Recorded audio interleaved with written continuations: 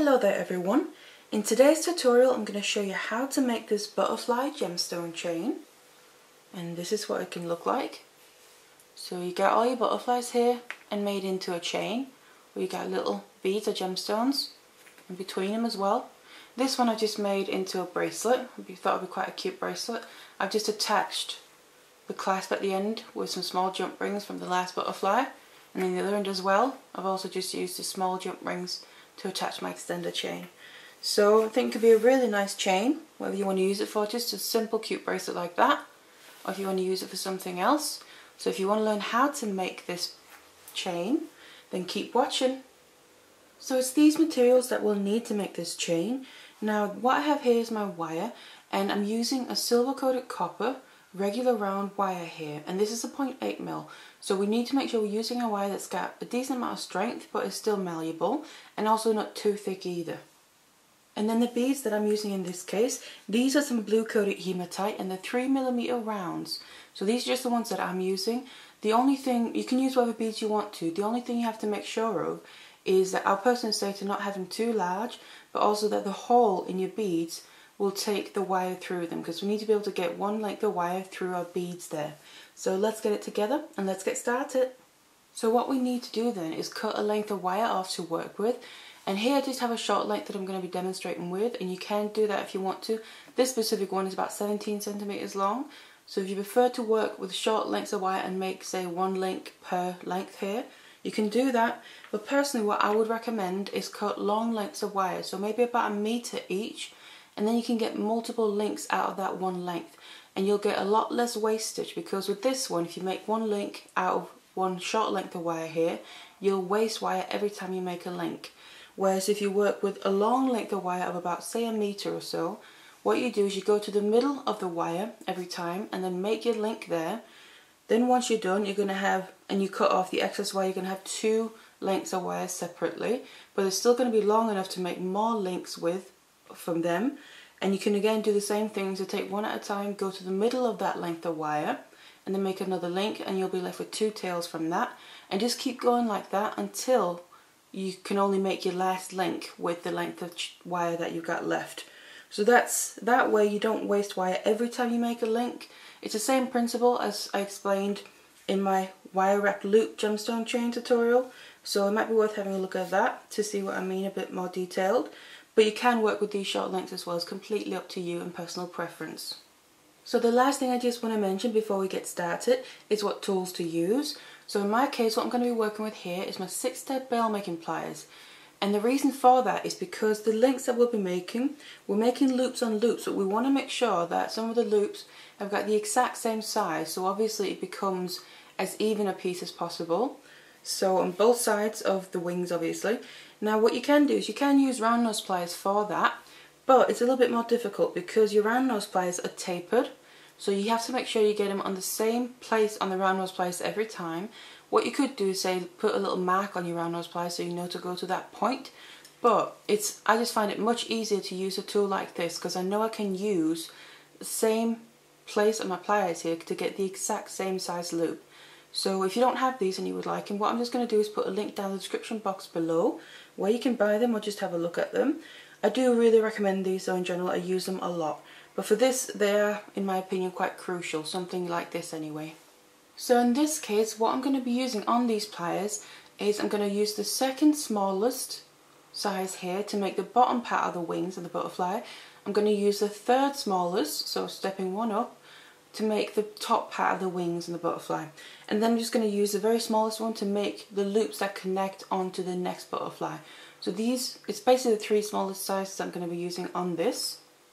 And since we're going to start from the bottom of the butterfly, what I'm going to do is start with the second smallest there, like I said. So we need to start from there and work our way upwards towards the top of the butterfly. So I then take my pliers and my length of wire, and like I said, we want to start working from the middle of that wire. So I'm going to take that, place it in, and then we just need to start making some loops. So one tail of my wire, going to bend that around that step on my pliers, the size that I want, all the way until it comes back up like this, crosses over the other tail. So they're basically crossing over each other and making a right angle like that, a 90-degree angle. So you have this, and then just make sure that it comes up at a nice angle. And if you can as well, if your wire's not already straight, make sure you kind of straighten it out as you go along the way, because obviously it's going to get a little bit bent and molded as we're working with it. So just straighten it out once you've got your loops in place. So that's the first one. Now we want to make the loop on the other side. Now in this case I'm then going to put my pliers next to the loop we just made, but what we want to do is just make sure you don't put it all the way up against that wire that we just crossed over. We want to leave just a little gap, because there needs to be space for this wire to come around and come up next to it. So I'm placing it like this, my pliers onto my wire. I'm going to then fold the other tail around, and on the bottom here what we want to do is make sure, I didn't mention that one, but same with the other one as well, we want to go across the top when we're coming back around here. So make sure the wire comes on top and then bring it all the way up, parallel basically to the other wire that we brought up. And then again make sure they're nice, both are nice and straight there. So just like this, we can take it out and we're going to have something like that. And then what I just want to do is take my chain nose or flat nose, and I'm just going to flatten them down a little bit to make sure that these two tails of wires aren't crossing over anything, but they're lying nice and flat next to each other. So just like that. So this is the bottom part of the butterfly, and we just need to make sure that these wires are coming straight up parallel next to each other. So if they're coming out to one side more or the other side at an angle, make sure they're coming straight up, just like that. So that's the first step. Now what we need to do is make the top part, and this is where I want to use my third smallest one. So I'm going up one size, and then I'm just going to start on one side, it doesn't matter. Now what I'm going to have to do is push these wires so they lay on top of each other while we're doing this, just to get the loops in place. And the same principle here, we're going to make a loop bringing the tail of the wire back around here, but if you can see down here, I'm not putting my pliers all the way up against the loops that I made on the bottom. We just want to leave a space for this wire to come back around and this loop to lie next to the one underneath it. So that's just about a millimeter or so. So like that, grab the tail of your wire, make sure it's the one from the same side that made the loop on the same side, bring it back around, and in this case what we need to do is have the tail of this come underneath the loops that we already made. So make sure to do that, make sure this comes underneath. You need to change position here and have it come all the way around, back up towards the top like this, and just a bit out at an angle. So there we go. And then you can just double check here while you're here before we move any further. This loop that we just made, check that these two wires, so this loop and the loop below, are lying next to each other and not lying on top of each other or anything. And also that there's not too big of a gap, because if there is a gap, what you can always do is put your pliers back in and then roll them downwards a little bit or upwards if they're overlapping. But just make sure you get something that looks like that. We need to do the same on the other side, but obviously as you can see in this case I have a problem with these pliers because the step on the other side of these pliers is bigger, so when I want to do my loop on that side, this won't go through. So we're just going to have to place it as far as it'll go, and again on that side just make sure you leave that little gap between your pliers and the loop underneath. And then you make sure you take the right wire, the one you haven't used yet, bring that back around along the right side, the size there of the loop that you want. Got it all the way around like that, and then I'm going to reposition my pliers, bring the wire all the way around and back up again, same as the other one, come up a bit at an angle like that. So basically now your tails are coming just upwards a little bit out to the side. And then there we go. And then again, just have a look at it. Make sure it looks nice and proportioned. No wires overlapping except for there in the middle where they kind of have to. But the actual loops themselves aren't overlapping with each other. So something like this, I'm pretty happy with this. So this is where we're at now. I'm just going to pull this out a little bit more. Because now what we need to do is secure this in place. Because it's a little bit, you'll be able to pull this apart if you pulled it tight. So what we're going to do is go to the back. And then you're going to see you have your two tails crossing over each other here at the back. So what I want to do is, you want to basically twist these together, but you want to do it in the right way. So I have the one from my top is coming over the other one. So basically you want to continue that, grab hold, keep hold of your piece here of your butterfly so the shape doesn't move. Grab hold of your two tails of wire and just give it a twist. It's all it needs, it's just a twist like that. So they're just gently twisting on the back, still coming out towards the side there on the top. But that twist has just made sure that it's nice and secure now. Back on the front, you obviously can't see that twist, so it's nice and hidden behind the back. And then what we have to do is the last step on the top. I just want to bend these a little bit more out to the side. So they're kind of coming towards across the top of the two top wings there. And then we want to put in a nice angle. So we want a little bit of space to be able to fit the beads on. So I go out about 2 millimeters or so from where the twist ends, and then I bend upwards. Still there's a bit of an angle, but they're not coming completely straight upwards, but not as much of an angle as there is before. Same on the other side, go out the same distance and bend it upwards at an angle like that. And then we can just adjust it until we're happy with how it sits. So it's equal on both sides. So it looks something like that. And then here, now we're ready to add in the beads. So I then have my 3mm rounds here. We need 2 of these for each link. I'm just going to use one at a time.